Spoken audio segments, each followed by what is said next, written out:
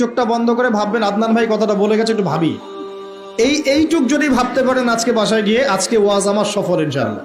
এই যে 200 কিলো আসছি, আবার 200 কিলো যাব, ইনশাআল্লাহ সফল। কি ভাববেন প্রিয় ভাই? আমিও কিন্তু তরুণ, আমি কিন্তু বুড়া হয়ে যাই নাই। বুড়া হয়ে গেছি এখনো? আচ্ছা, আপনিও তরুণ। তরুণরা একটু ভাবি, চোখ বন্ধ করে ভাববেন যে আল্লাহ পাক আপনাকে সৃষ্টি করেছিলেন আল্লাহর ইবাদত করার জন্য। সূরা জারিয়াত 56 নম্বর আয়াত, ওয়া মা খালাকতুল জিন্না ওয়াল ইনসা ইল্লা লিয়াবুদুন। 1 2 আল্লাহ পাক আপনাকে সৃষ্টি করেছিলেন যাতে করে আল্লাহর দিনটাকে আপনি আল্লাহর জমিনে প্রচার করেন, প্রসার করেন, প্রতিষ্ঠা লাভ করেন। এই দুইটা আপনার কাজ ছিল। এখন আপনার বয়স হয়ে গেছে 30 বা 25, ধরে নেন যে আপনার হায়াত 60 বছর, তার মানে আপনার জীবনে বাকি আছে এখন 30 বছর।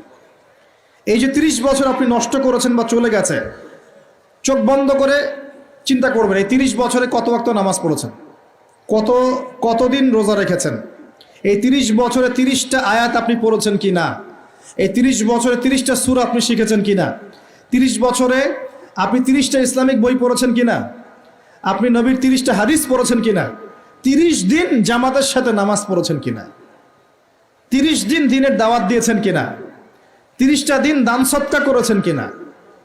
আমি খুব বেসিক কথা বলছি, আমি বলিনি আপনি 30 দিন 30টা যুদ্ধ করেছেন কিনা, এই কথা বলিনি। আমি আপনাকে বেসিক কথা বলছি, একদম বেসিক প্রাইমারি কথা।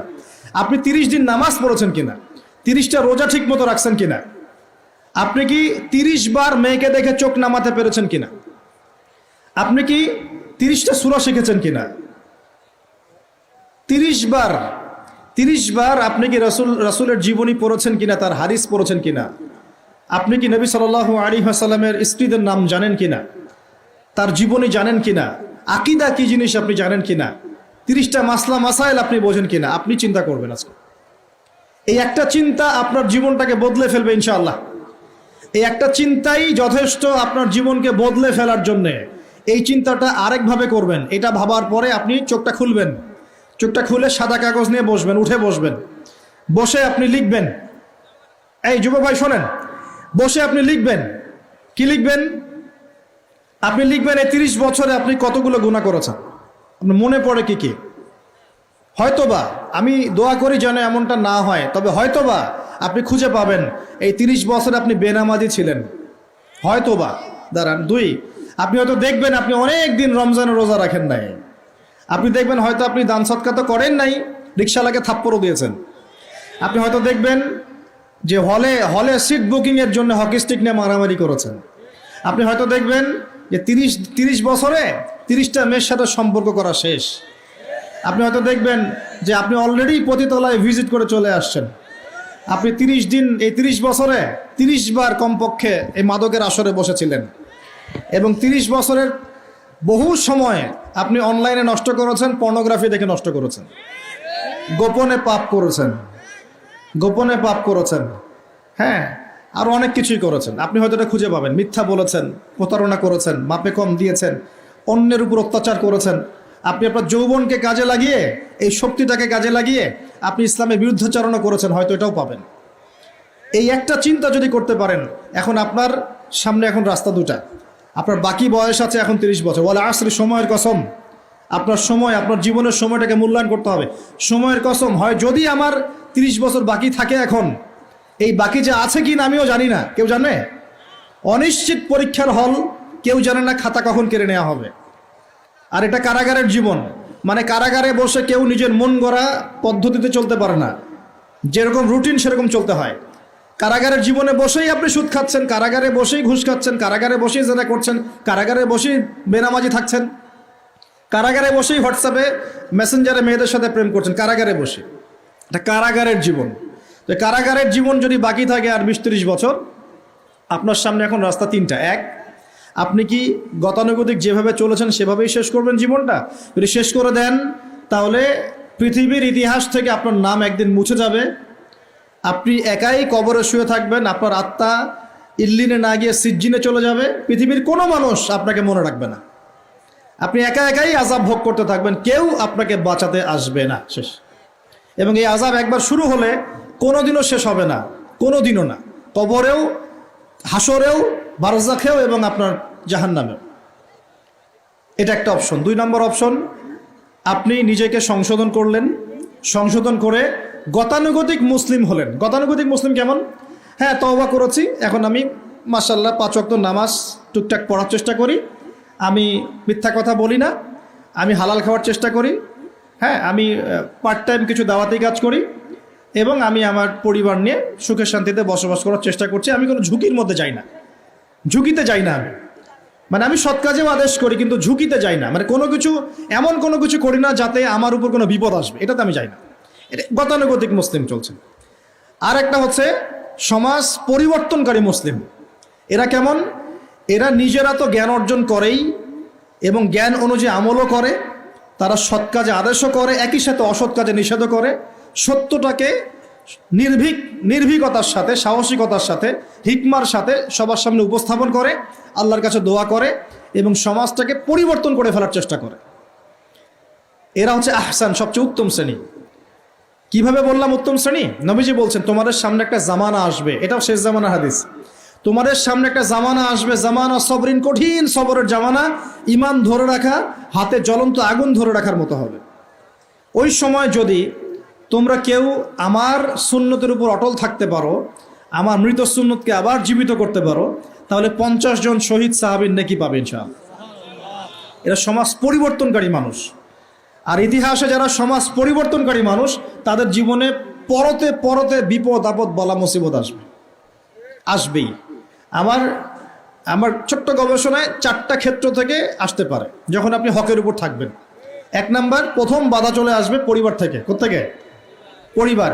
আপনি গতানুগতিক মুসলিম হলে আপনি সব জায়গায় পার পেয়ে যাবেন, কিন্তু যদি একটু কঠোরতা প্রয়োগ করেন যে আমি একদম কোরআন সুন্নাহর 100% ফলো করতে চাই, আমি এমন না যে নামাজও পড়ি সুদও খাবো, এমন হব না, আমি নামাজও পড়বো সুদও খাবো না, আমি রোজাও রাখবো, আমি জাকাতও দিব, আমি হজমরাও করব, আল্লাহর বিধানের প্রতি শ্রদ্ধাশীলও থাকবো, আমি চেষ্টা করবো ইসলামটা প্রসার করার প্রতিষ্ঠার চেষ্টা করব। তখন আপনার প্রথম বাধা আসবে পরিবার থেকে। দাড়ি রাখছো কেন?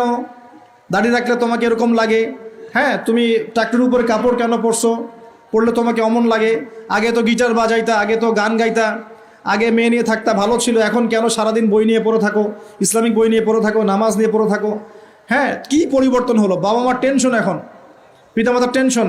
কেউ কেউ এরকম অ্যাডভার্টাইজ বানিয়ে টিভিতে দেখাচ্ছে, এগুলা দেখেন নাই? আগে ছেলে ভালো ছিল, হঠাৎ করে কি পরিবর্তন হয়ে গেল। হ্যাঁ, সুবহানাল্লাহ। আল্লাহর পথে ফিরে আসা মানুষের ক্রাইটেরিয়া এগুলো মেনশন করে করে বলছে, এগুলো দেখা গেলে যোগাযোগ করবেন স্থানীয় কর্তৃপক্ষের সাথে, ওই ছেলের মধ্যে সমস্যা আছে। আস্তাগফিরুল্লাহ, আস্তাগফিরুল্লাহ। একজন ব্যক্তি গিটার বাজাতো, গান গাইতো, মাদকের সাথে ছিল, মেয়ে নিয়ে ফুর্তি করতো, সেখান থেকে এসেছে নামাজ পড়ছে, এই জন্য কি সে জঙ্গি হয়ে যাবে?